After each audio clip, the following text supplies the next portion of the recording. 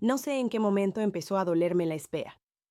Al principio no era dolor, sino una cuerda floja tendida sobre una distancia nueva. Dos ciudades que aprendían a pronunciar nuestros nombres con distintos acentos. Yo seguía aquí, en el departamento de paredes delgadas donde los vecinos peleaban con novelas de fondo, él, del otro lado del mar, levantando bandejas en un restaurante con nombre parece francés, aunque me jure en los audios que el dueño era de Tucumán. Unos meses y vuelvo, me dijo la noche antes de partir, metiendo los últimos calcetines en una valija que parecía heredar el temblor de sus manos. Apenas junté algo de plata. Te mando para el alquiler, nos ordenamos. Compramos una heladera que no chille como tu tía Griselda. Yo le creí. Me lo creí porque aún olía a champú barato, porque su boca era un sitio que yo identificaba como propio y porque, para ser honestos, la esperanza es el único lujo que se permiten los pobres sin pedir crédito.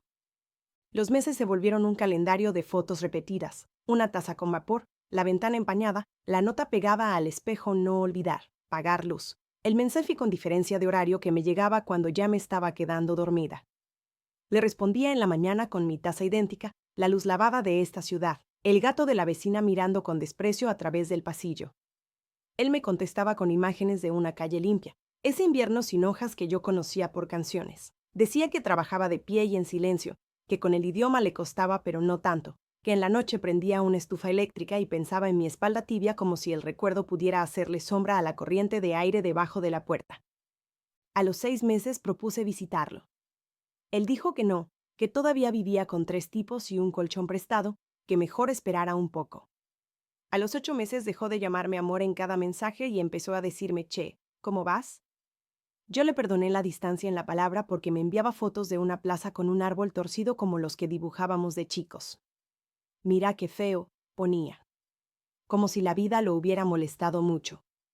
Yo le respondía con un sticker de carita que ríe y una frase que se me escapó. A veces la vida también molesta, pero no queda otra que agarrar el colectivo. El primer año me agarró en el puesto de atención al cliente de la fábrica de colchones, escuchando quejas sobre resortes que se sienten como piedras. Había aprendido a modular la voz y a morderme la lengua. Con los bonos extra junté para un pasaje. No me animé a decirle. Escribí a su compañero de cuarto, un uruguayo simpático que a veces me mandaba videos de las comilonas dominicales. Me contestó con 3 palabras. No conviene ahora. No explicó. Entendí que en su mundo había prioridades que no me incluían. A veces el orgullo de sobrevivir pesa más que el amor, me dije, y me tragué el pasaje imaginario con el café frío de la oficina. 2 años, mi tía Griselda se enfermó. La heladera aún chillaba como prometía. Me mudé con ella para darle los remedios, aprender a cocinar sémola sin grumos y escuchar sus historias de juventud como si fueran noticias frescas. Él mandó dinero en diciembre, no mucho, pero el gesto me devolvió la fe. Pronto, dijo en un audio con ruido de platos al fondo, pronto vamos a reírnos de todo esto. El tercero llegó con la pandemia que nos encerró con nuestros fantasmas. Él se quedó en ese país que por televisión parecía un cuadro sin gente. Yo, en el pasillo oscuro, con la tía Griselda midiendo el azúcar con un reloj que no servía para nada. Nos escribíamos mucho, recetas, chistes malos, noticias que daban miedo. A medianoche, a veces, nos llamábamos y guardábamos silencios largos que parecían pan recién hecho. Una noche me contó que se había rapado para ahorrar en champú. Le dije que seguro le quedaba bien. No me mandó foto. No me gustó, dijo. Cuando murió la tía, en pleno 4º año, él no pudo venir ni yo pude irme. La funeraria transmitió el entierro por el teléfono de un chico que no conocía a mi familia y que a cada rato se olvidaba de enfocar. Yo lloré con cierta vergüenza, como pidiéndole permiso a un público invisible. Esa tarde él me envió un audio donde la voz se le quebraba. Perdón por no estar, por siempre no estar. Por primera vez creí que sí, que un día volvería. Había esa clase de promesa en la grieta de sus palabras que supe reconocer como propia. El 5º año empezó con la ciudad abriéndose como un paraguas invertido. Fui a la playa un domingo de abril y me senté en una piedra a ver cómo la gente que no se merecía la felicidad era feliz igual, con sus pareos y sus helados de colores. Ahí, mirando el mar demasiado verde, recibí su mensaje. Voy en junio. Tenemos que hablar. ¿Cuánto tiempo? Pregunté. Unos días, dijo. Es lo que hay por ahora. Conté las semanas con un calendario que yo misma dibujé en la pared. Un cuadrado por día, un color por cada espera, azul para la paciencia, rojo para la ansiedad, verde para la planificación torpe de alguien que no sabe si limpiar la casa o el corazón primero. Empecé a armar una lista de lugares insignificantes a los que llevarlo. La panadería donde atiende la señora con los dientes de oro. El parque donde los perros se saludan con una diplomacia que envidio. El puestito de jugos donde el muchacho corta la fruta con un cuchillo que da miedo pero nunca falla. Esa lista se la envié con un emoji. Él contestó con un pulgar. Y nada más. La mañana en que llegó yo llevaba 3 horas parada en el aeropuerto, mirando las puertas abrirse como bocas cansadas. Tenía en la mochila un frasco de mermelada de guayaba que me tardé 2 semanas en perfeccionar, y una foto de nosotros a los 18 con el filtro espantoso que usábamos entonces. Cuando lo vi, me tomó un segundo reconocerlo. Estaba más ancho de hombros, la barbilla poblada por una barba de adulto que imponía respeto o distancia, no sé. Yo estaba por alzar la mano cuando la vi a ella. La mujer que caminaba a su lado tenía una maleta azul, el cabello recogido con un pañuelo bordado. Iba mirando todo con curiosidad, como si la ciudad fuera un idioma que entendía de oído. Él la miró también, con ese gesto de orgullo suave que yo no le conocía. Cuando nuestras miradas finalmente se toparon, él apretó el paso y se adelantó unos 2 metros. Lula, me dijo, qué alegría verte. Y entonces, con el peso de 5 años acomodándose como una carga de ladrillo sobre mi pecho, la presento. Ella es Alba. Hola, dijo ella, sonriendo con dientes parejos. Mucho gusto. Mucho gusto, repetí, y la frase se me rompió en la boca como una galleta dura. Nos abrazamos rápido, ceremoniosos, antes de que yo entendiera del todo lo que pasaba. De camino a la salida, él me explicó que alquilarían una pieza en lo de su primo por unos días, que habían venido también por unos papeles de su mamá, que estaba en casa de una tía en Quilmes, que querían ver el mar. Chorros de información trivial, como si el mundo no se hubiera detenido a mirar cómo una mujer se traga una mermelada de guayaba entera sin cuchara ni pan. No me dolió en la garganta, me dolió en las pantorrillas, ahí donde el cuerpo avisa que estuvo parado demasiado tiempo. Respiré hondo, le ofrecí llevarlos en taxi. Ella aceptó enseguida. Él dudó y dijo que prefería el colectivo porque extraño ese ruido. Yo sentí como si todavía mis gestos pudieran traducir los suyos. En el colectivo, ella se sentó junto a la ventana. Él quedó en el asiento del pasillo, yo frente a ellos, de pie, con la mano aferrada a esa correa que sostiene a los que no saben dónde caerse. Alba señalaba edificios feos y decía que lindos, y yo me descubrí mirándolos a los dos como si fueran un cuadro de familia que alguien me hubiera prestado. Él no me tocaría. No había ahí ni siquiera el gesto pequeño de la rodilla que busca una rodilla. Yo me guardé la foto de los 18 y saqué la lista de lugares insignificantes. La doblé 4 veces y la guardé en el bolsillo trasero de mi Jan, donde después aparecen papeles lavados como conchas blancas. No iba a entregársela. El primer día me pidió que los acompañara al mercado. Quería comprar harina de maíz, dulce de leche bueno, yerba. Caminamos entre puestos con mandarinas que parecían pelotas de fútbol en miniatura y pescados que me miraban con resignación. Ella preguntaba el nombre de cada verdura. Yo le enseñé zapallito y ella dijo calabacín y nos reímos de cómo ambos términos parecían apodos cariñosos y no comida. Por un momento, la quise. O quise eso que se veía en su forma de mirar a la gente, una confianza recién estrenada, como la de quien se mudó tantas veces que ya aprendió a entrar en cualquier sala con la espalda recta y la sonrisa lista. Al mediodía los dejé en lo de su primo y me fui caminando sin rumbo. La ciudad, a esa hora, tenía ese color de sopa mal hecha que yo asociaba con los lunes. Me senté en la vereda y lloré, no como en las películas, sino con mocos y tos. Cuando terminé, me di cuenta de que una niña me miraba desde una bicicleta con rueditas. ¿Te caíste?, preguntó. Sí, le dije. Me caí adentro. Ah, dijo con la autoridad que tienen los menores de 7. Mi papá dice que para eso hay vendas invisibles. La noche siguiente me llamaron para cenar. Yo preparé las empanadas de mi tía Griselda, esas que a él lo devolvían al patio de infancia, y prometí llevar la mermelada si quedaba bien con el vino que había comprado su primo. Cuando llegué, ella abrió la puerta con un delantal puesto. Olía a cebolla frita y a planes que no me incluían. Él estaba en el balcón, mirando la calle como si fuera un río que no se hubiera animado a cruzar jamás. ¿Te acordás de cuando querías ir al norte en bicicleta? Le dije, solo para darle un pedacito de pasado donde descansar. Sonrió sin volverse. Me acuerdo de todo, dijo, y fue la primera vez que no supe si el todo me nombraba. Esa noche comimos empanadas y hablamos de trabajos, precios, oficios. Alba contó que en la ciudad a la que habían ido, a la que yo no me atrevía a nombrar por miedo a invocarla como una fantasma, trabajaba de cuidadora de ancianos. Las abuelas allá toman té como si fuera una misa, dijo. Y te cuentan la guerra como si fueran panaderos. ¿Y vos? Preguntó, mirándome con un interés que no supe cómo interpretar. ¿Qué haces acá cuando no cocinas empanadas perfectas? Atención al cliente, respondí. Mucha gente enojada, agregué. Un gato que me desprecia desde el pasillo, sumé. Alba rió con un sonido de campanas pequeñas. Él me miró un segundo largo y, por un instante, el aire pareció retroceder al patio de la casa de mi tía, a nosotros jugando a decir el futuro con una baraja donde todo salía bien. Al despedirnos, él me pidió caminar un poco. Alba se quedó lavando platos, el primo mirando fútbol con el volumen alto. Bajamos por la escalera y caminamos hasta la esquina donde la panadería cerrada olía igual que a mediodía. Te debo tanto, dijo él. Me esperaste como si yo fuera un tren y vos, una estación con paciencia. No soy estación, dije. Soy persona. Se guardó las manos en los bolsillos. Lo sé. ¿Lo sabés? Pregunté con un filo en la voz que no supe limar. ¿Sabés que me quedé 5 años? ¿Que hice listas de lugares para llevarte? ¿Que aprendí a reconocer tu respiración por WhatsApp? Lo sé, repitió, apenas.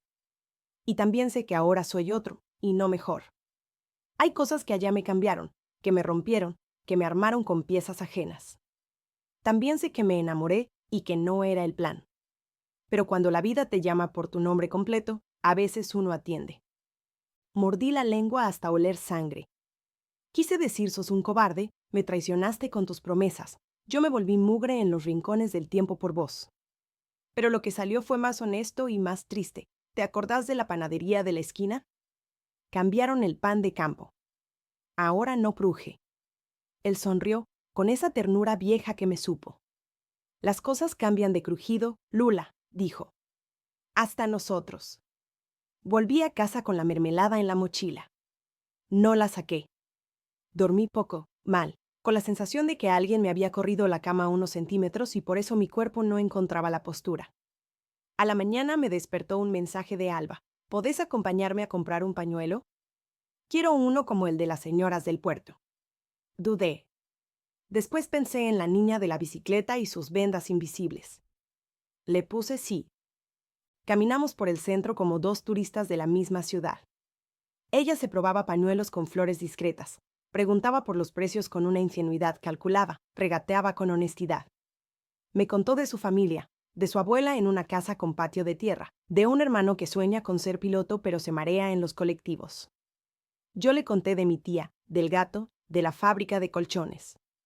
Cuando al fin eligió un pañuelo color lima, me miró en el espejo de la tienda y dijo, ¿te preguntas por qué vine con él? No, mentí. Vine porque cuando me dijo, vuelvo a ver a alguien, supe que ese alguien eras vos.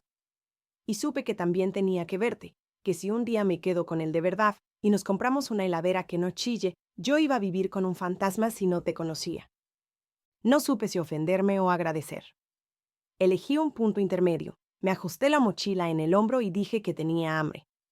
Fuimos a un puesto donde el muchacho cortaba la fruta con ese cuchillo confiable. Comimos una porción de ananá en vasitos de plástico. Ella me preguntó por el mar es mejor en invierno. Contesté. Nadie te mira. Te podés sentar a llorar y es como si estuvieras rezando. Esa tarde los llevé a ver el mar. Ella se quitó las sandalias y metió los pies en el agua como si probara sopa. Él se quedó a mi lado, con las manos en los bolsillos otra vez. Esa costumbre de quien no sabe dónde ponerlas cuando le falta una mano conocida. ¿Te vas a quedar?, pregunté, sin mirarlo. Unos días, respondió. Después volvemos. Hay trabajo allá, una casa que casi es nuestra, una rutina que aprendí a querer. Volvemos, repetí, probando la palabra en la lengua como si fuera un caramelo ajeno. Cerré los ojos. El viento me entró por los bordes de la chaqueta. Entonces vayamos al parque también, dije. Los perros se saludan bonito. Fuimos. Los perros nos ignoraron, ocupados en su diplomacia. En un banco, Alba me mostró fotos de su madre, de su cuarto allá, de una planta que cuida como a un hijo. Se llama Jacinto, dijo.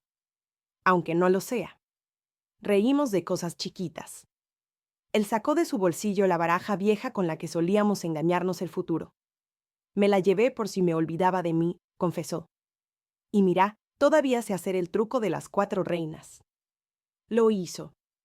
Aparecieron, como siempre, la de corazones en mi regazo, la de espadas en el suyo, la de bastos en el viento y la de copas la sostuvo Alba con una naturalidad que me hirió y me alivió a la vez. Esa noche, en casa, abrí por fin la mermelada. La probé con pan. Estaba demasiado dulce.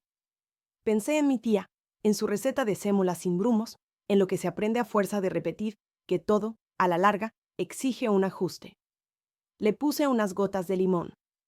Mejoró. Me reí sola, como las mujeres que se curan con supersticiones. Entonces, no sé por qué, escribí un mensaje para él. Mañana voy a una entrevista de trabajo en una librería. Si me toman, te presto libros cuando vuelvas. Y si no volvés, igual los tendré. No contestó enseguida. Lo vi en línea, después desconectado. Me duché, me puse la camiseta vieja que dejaba al descubierto un hombro, me acosté pensando en el truco de las 4 reinas. A la madrugada, vibró el teléfono. Te va a ir bien. Siempre te fue bien, aunque no te dieras cuenta. La librería olía a papel nuevo y a polvo antiguo. Me preguntaron por mis hábitos de lectura, por cómo reaccionaría ante un cliente que solo quiere el libro de moda. Inventé respuestas y otras fueron sinceras. Dije que recomendaría un cuento de una autora que habla del mar sin nombrarlo, que yo aprendí a reconocer lo que alguien necesita por la manera en que mira el estante de poesía. Salí con el puesto, con una sonrisa que me partía la cara en dos y me la arreglaba enseguida. Les escribí a ambos, me tomaron. Alba mandó fueguitos, él, una cara feliz. Ninguno llamó. Los últimos días de su visita fueron un ejercicio de sobriedad emocional que me sorprendió. Nos cruzábamos como vecinos, compartíamos tareas simples, pagar el gas de su mamá, comprar una camiseta para el primo, preparar un picnic en la Rambla. En el aeropuerto, la escena se repitió, puertas que eran bocas cansadas, maletas, despedidas que no eran mías. Nos abrazamos. Él, por un segundo, me sostuvo como quien evita que alguien se caiga de la vereda. Gracias, dijo al oído. Por esperarme. Por dejarme ir. No te esperaba a vos, respondí, contra todas mis intuiciones. Esperaba a alguien que creía que eras. Y ahora me toca esperar a alguien que todavía no conozco, que soy yo. Alba me miró con algo que no supe nombrar. Cuando vuelvas a probar el pan de campo y crujir, mándame audio, dijo, con humor. Prometí hacerlo. Les compré un agua, los vi pasar por seguridad, me quedé hasta que el tablero anunció embarque finalizado. Después me fui caminando a la librería, porque tenía turno de tarde, y el mundo, que no se había detenido, me requería para tareas menores y hermosas. El primer viernes en la librería entró un señor mayor buscando un libro de cocina antigua. Me pidió uno con recetas que sabes que te van a salir mal la primera vez. Le di un tomo enorme que hablaba de bollos y de masas con paciencia. La cocina es un idioma, le dije con una seguridad de la que me reí por dentro. Si lo escuchás, se aprende.